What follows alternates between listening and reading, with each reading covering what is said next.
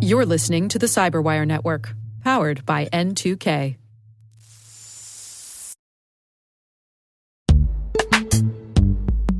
Imagine a world where you're always one step ahead of cyber threats, where your defenses are impenetrable because you see what others don't. Welcome to Team Cymru's Threat Intelligence Solutions. With real-time access to the world's largest threat intelligence data ocean, they enable you to turn the tables on attackers. Transform your security from reactive to proactive through accelerated threat hunting and incident response, made possible through automation. Empower your team with visibility and insights to start defending your organization like never before. Team Cymru. Be the hunter, not the hunted. Learn more at team-cymru.com/cyberwire. That's team-cymru.com/cyberwire.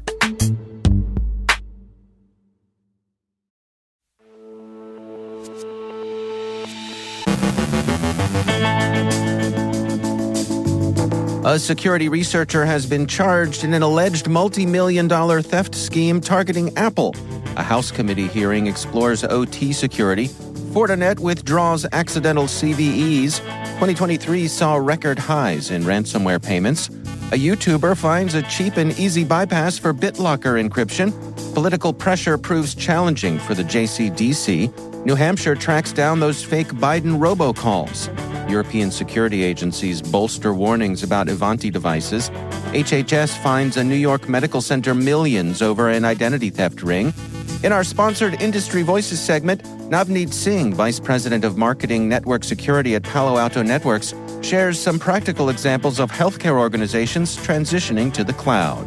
And giving that toothbrush story the brush off.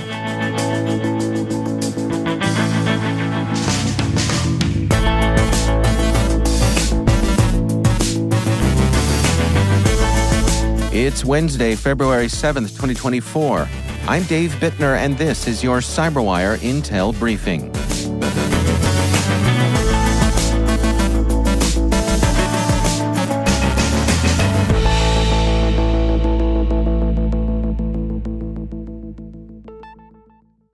Thank you for joining us here today. We are glad to have you with us.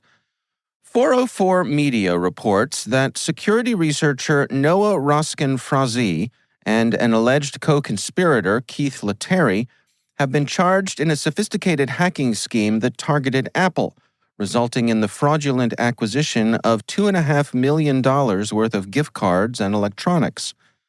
The charges, detailed in court records that were recently made public, accuse the duo of exploiting a system connected to Apple's back end to place over 24 fraudulent orders, attempting to obtain more than $3 million in products and services from the tech giant.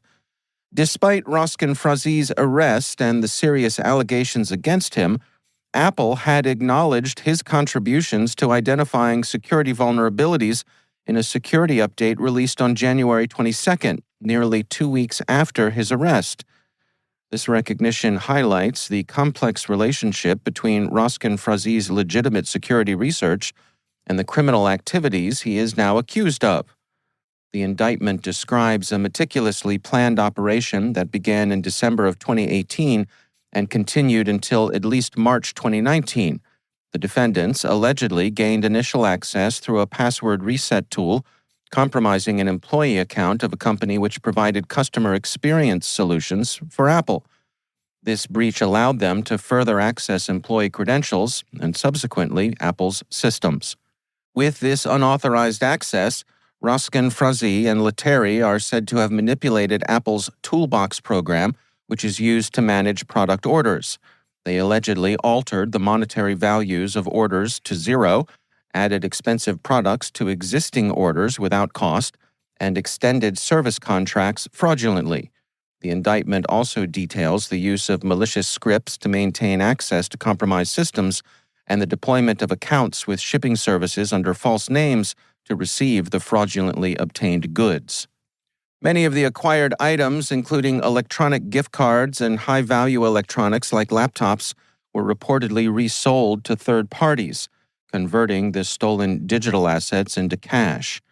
The court documents suggest a deep familiarity with Apple's internal systems and processes, leveraging this knowledge to conduct the fraud at a grand scale.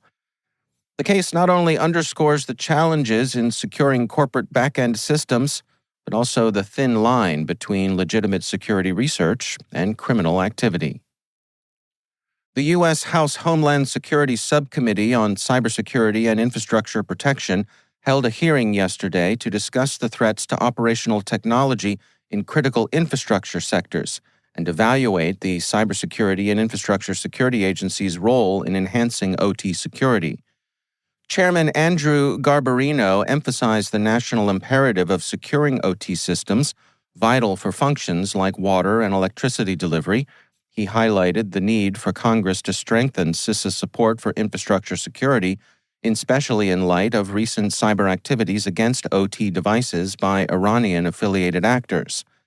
Experts testified on the unique challenges of OT security compared to IT security, noting that OT requires specific cybersecurity controls. Drago CEO Robert M. Lee offered this testimony. There are fundamental differences between OT and IT networks. The biggest difference is the mission or business purpose of these systems. Generally, IT supports how you manage a business, where OT is the reason the business exists. They're the specialized computers and networks that interact with the physical world around us, including things like controlled pumps, chemical levels, and so forth at water treatment facilities. OT security is also unique from IT security.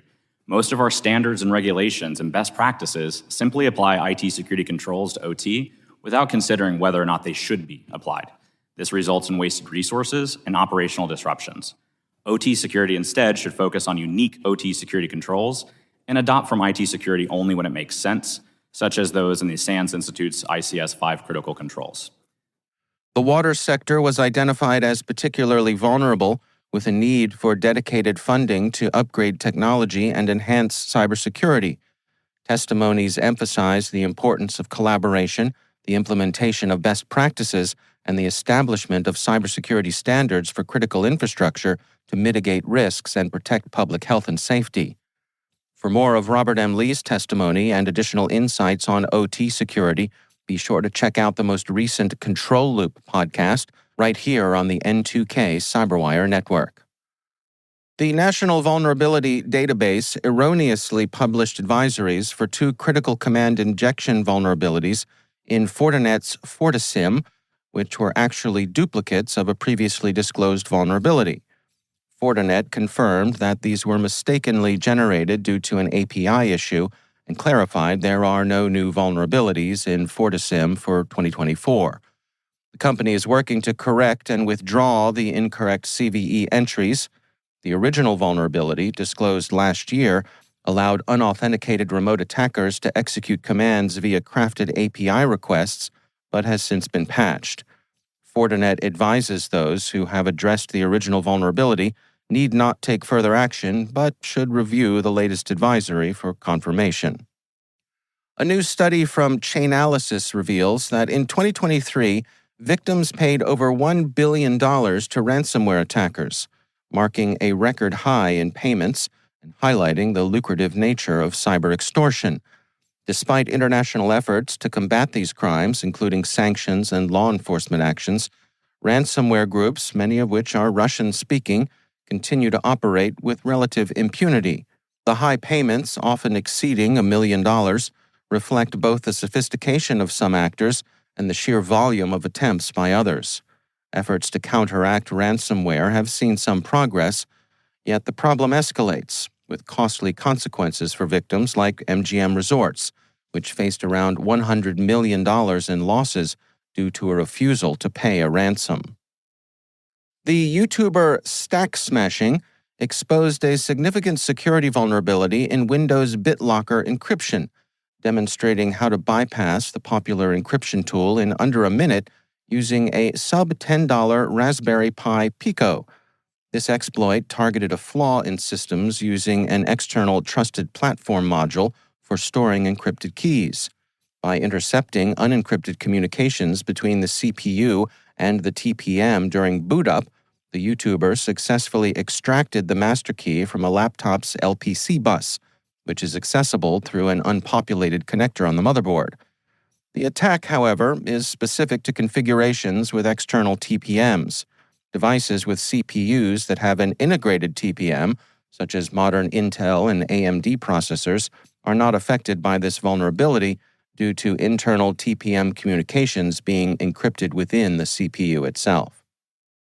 Politico reports that several of the nation's leading cybersecurity experts are stepping back from the Joint Cyber Defense Collaborative, a prominent government initiative led by the Cybersecurity and Infrastructure Security Agency. The JCDC was established in 2021 with the goal of enhancing the United States defense against cybercriminals and state-sponsored hackers, catalyzed by a series of significant security breaches.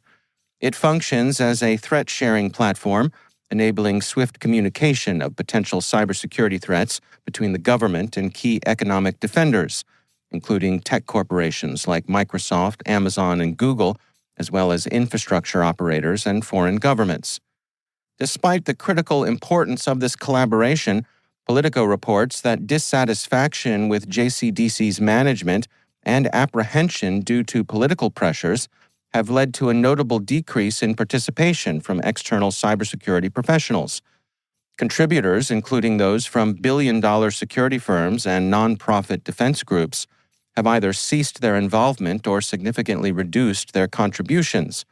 This diminished engagement is partly attributed to the broader political climate, particularly backlash from conservatives against CISA over its actions to counter disinformation about the 2020 election, despite JCDC's non-involvement in content moderation. The controversy surrounding CISA has inadvertently implicated JCDC partners, creating a chilling effect within the cybersecurity community.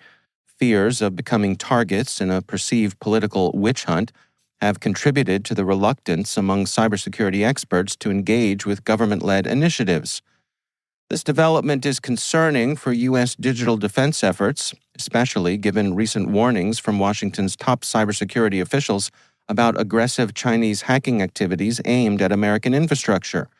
The collaboration between the private sector and the government, as facilitated by the JCDC, is deemed essential for addressing these sorts of threats. CISA has acknowledged the importance of maintaining strong external partnerships for effective threat detection and is actively seeking ways to ensure that contributors can participate without compromising their safety. The JCDC was conceived as a means to leverage the private sector's technical prowess alongside the government's legal and intelligence capabilities to strengthen the nation's cybersecurity posture. The current challenges highlight the delicate balance between political influences and the imperative need for robust, apolitical cybersecurity defenses.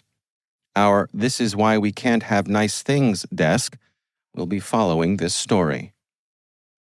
New Hampshire's Attorney General John Formella announced a criminal investigation into a Texas telecom company, LifeCore, suspected of distributing AI-generated robocalls impersonating President Joe Biden, advising Democrats not to vote in the presidential primary. This effort, traced with the help of the Federal Communications Commission and a private industry group, aimed to mislead voters ahead of the January primary, potentially affecting 5,000 to 25,000 people. The calls, which could violate election laws and federal telecom statutes, were part of a campaign to undermine the electoral process, with the state seeking to deter similar future attempts. LifeCore, linked to Walter Munk and Lingo Telecom, were identified in connection with the robocalls, which have drawn bipartisan law enforcement attention to safeguard election integrity. European cybersecurity agencies issued a joint statement addressing vulnerabilities in Avanti Connect Secure and Avanti Policy Secure gateway products, following a CISA emergency directive. These commercial VPN solutions have been found susceptible to attacks, allowing unauthorized command execution. 4 vulnerabilities have been disclosed, with broad exploitation observed. The agencies recommend continuous monitoring, the use of Avanti's external integrity checker tool, and adherence to guidance from CSIRT's network members and CERT EU. The upcoming EU Cyber Resilience Act will mandate security by design principles for these kinds of products. The U.S. Department of Health and Human Services Office for Civil Rights fined Montefiore Medical Center in New York City $4.75 million to settle potential HIPAA violations linked to a 2013 incident where an employee sold patient data to an identity theft ring. This fine accompanies a corrective action plan addressing data security failures that allowed the theft and sale of thousands of patients' protected health information. The investigation revealed Montefiore's failure to adequately assess risks, monitor health information systems, and implement necessary policies for examining system activity. The settlement includes a comprehensive review and update of Montefiore's privacy and security procedures, enhanced training for staff, and improved monitoring and technical safeguards. Montefiore has taken steps to bolster system security and reinforce patient information protection since the incident.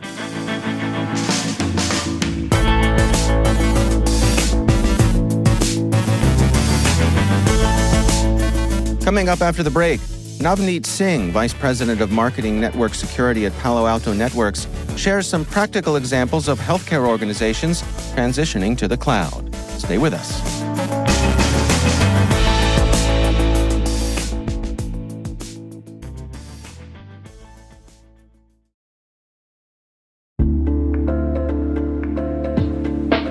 Hey everybody, I want to take a few minutes here and talk about our sponsor, Splunk. You know, you need to keep operations humming around the clock, but potential disruptions are everywhere. Splunk helps you predict problems and find and fix issues fast so you can reduce risk and ditch downtime. The world's largest enterprises rely on Splunk's unified security and observability platform to become more efficient, resilient, and innovative. With Splunk, you can react quickly, evolve faster, and be ready for anything. Stay ahead of disruptions. Learn more at splunk.com/resilience.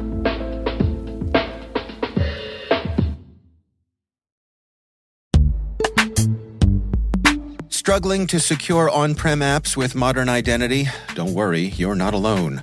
Join industry leaders from Fortune 500 organizations to secure your apps on any cloud with any IDP, regardless of your environment's complexity. Meet Strata's identity orchestration platform, Mavericks. Say goodbye to the headaches of app refactoring and legacy tech debt. With identity orchestration, you can modernize legacy apps to use MFA or passwordless authentication in a few weeks, migrate from one IDP to another, and so much more without changing the app. No matter your IAM use case, Strata extends the value of your current identity investments. And the best part? You can try it for free today. Visit strata.io/cyberwire to share your biggest identity challenge, and they'll hook you up with a complimentary pair of AirPods Pro. Don't miss out. Visit strata.io/cyberwire. That's strata.io/cyberwire.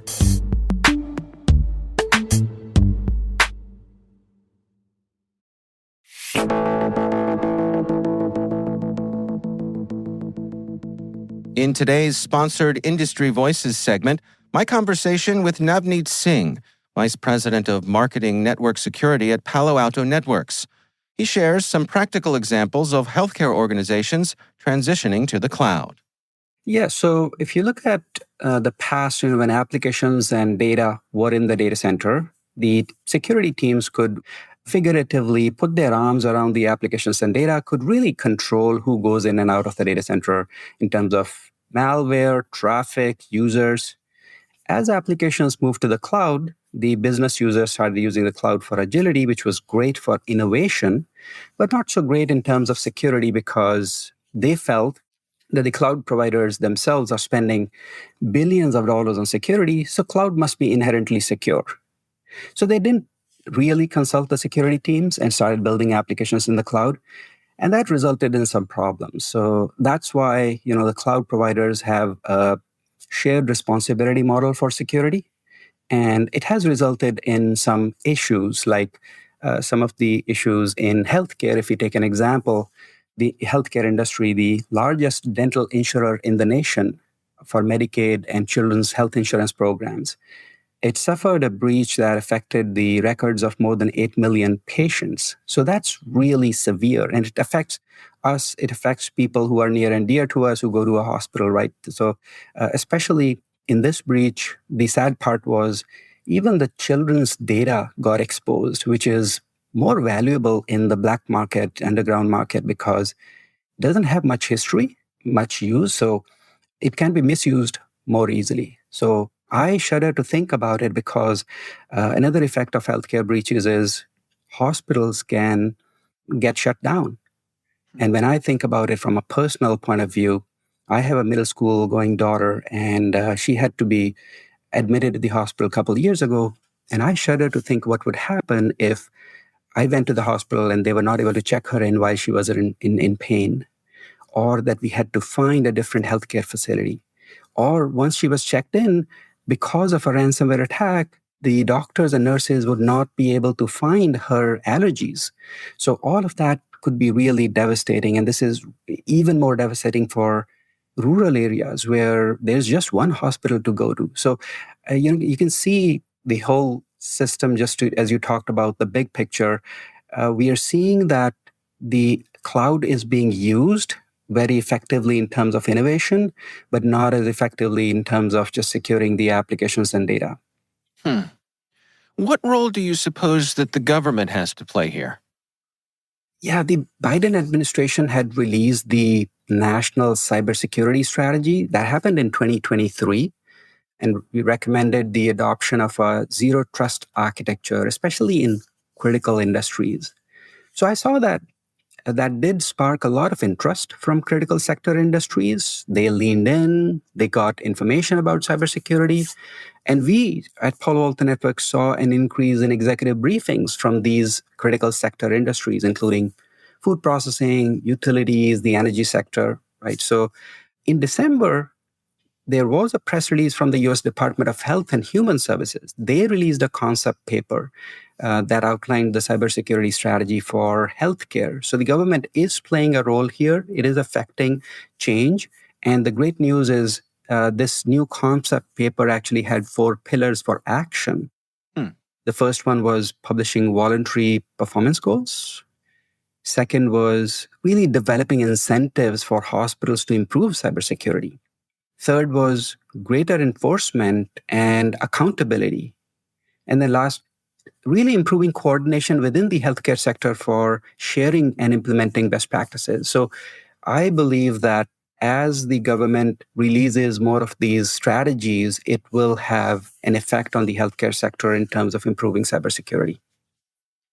Can we dig into some of the specifics here? I mean, when we're talking about the cloud, what sort of attacks seem to happen there? Ultimately, attackers don't really care where the data is hosted. Even if you Google an attack, you won't really easily find the information about whether that data was on-prem or in the cloud, or sometimes it's just distributed. Attackers just want to get access to the sensitive data. In some cases, they just want to cripple operations so that the organization pays up for ransomware. In other cases, they ask for money and they extort the victims and say, if you don't pay up, we will release this data publicly on the internet. So this has been really persistent, especially in the healthcare sector. In fact, healthcare cyber attacks have affected more than 100 million people in 2023, which is 1 in 3 US citizens. So, there are many, many examples. We just talked about one example.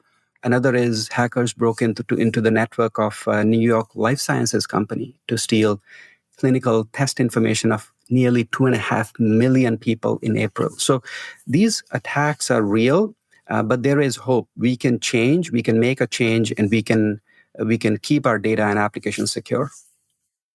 There's this notion, I think, that many people have, and I think this particularly came early on in the cloud migration, that when you move things to the cloud, that you're able to take advantage of the security team that cloud provider has, and that, that their team is likely bigger than yours. And so lots of good things can come from that.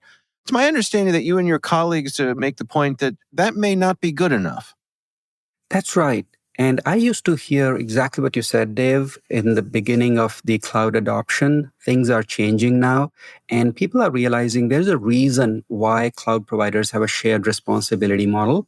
Cloud providers really specialize in providing and securing the infrastructure. that is the servers. So they keep them physically secure. They make sure they are patched with latest patches.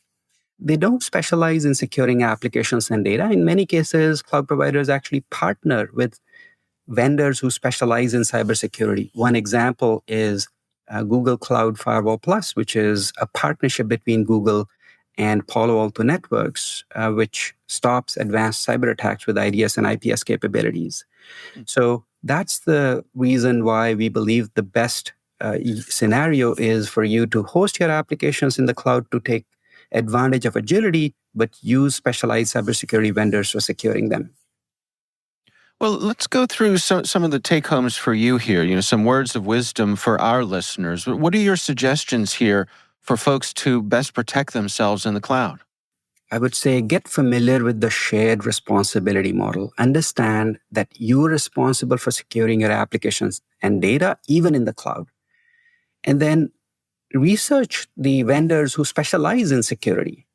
In order to shortlist vendors, you can use analyst reports like Gartner, or you can also ask your peers who've had good experience with implementing cybersecurity in the cloud.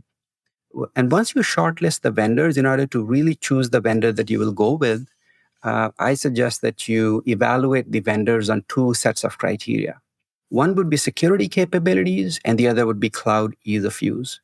For security capabilities, really figure out vendors who are innovating, who can stay a step ahead of attackers. And to do that, definitely involve your security teams, even if they've been protecting your data centers, because the types of attacks like ransomware are the same, whether the data is hosted on-prem or in the cloud.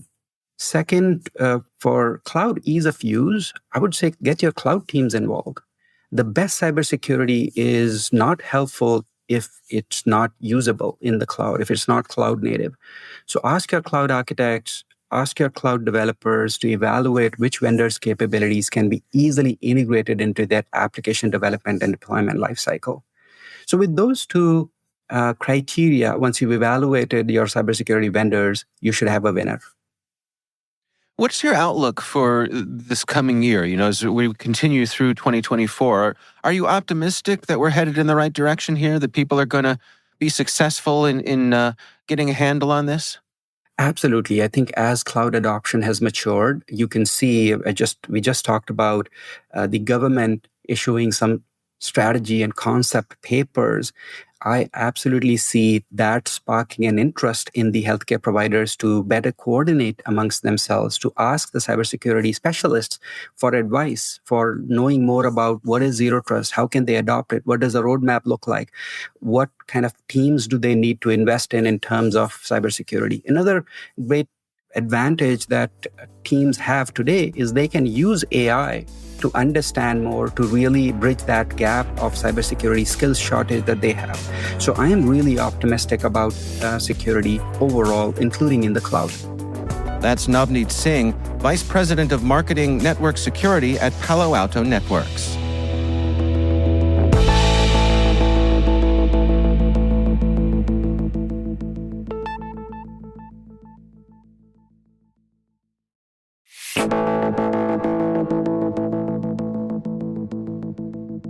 And finally, we got an urgent memo from our corrections desk that yesterday's extremely fun story about a botnet made up of over 3 million IoT toothbrushes is almost certainly not true.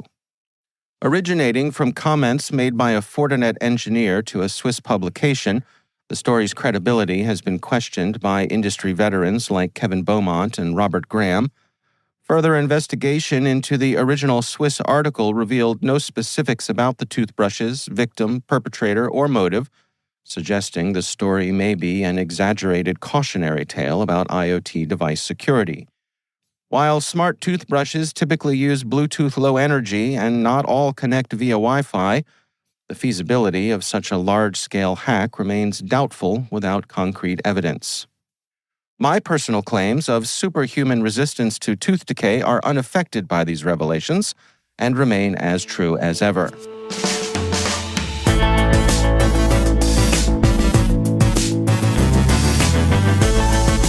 And that's the CyberWire. For links to all of today's stories, check out our daily briefing at thecyberwire.com. We'd love to know what you think of this podcast. Write your comments on the box of an Apple Vision Pro and send it to me, Dave Bittner, care of the CyberWire, Fulton, Maryland. We're privileged that N2K and podcasts like the CyberWire are part of the daily intelligence routine of many of the most influential leaders and operators in the public and private sector, as well as the critical security teams supporting the Fortune 500 and many of the world's preeminent intelligence and law enforcement agencies. N2K Strategic Workforce Intelligence optimizes the value of your biggest investment, your people. We make you smarter about your team while making your team smarter. Learn more at n2k.com. This episode was produced by Liz Stokes. Our mixer is Trey Hester, with original music by Elliot Peltzman. Our executive producers are Jennifer Iben and Brandon Karp. Our executive editor is Peter Kilpie, and I'm Dave Bittner. Thanks for listening. We'll see you back here tomorrow.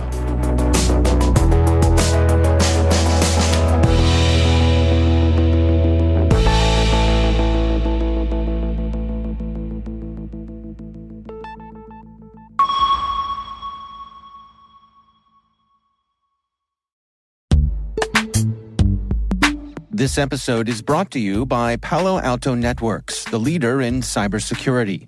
As AI-driven attacks increase, organizations can't afford to have network security that's stuck in the past. Discover how Palo Alto Networks can help you predict what's coming and proactively secure against it with a zero-trust, AI-powered network security platform built to secure whatever, whenever, wherever. To learn more, visit paloaltonetworks.com/network security platform.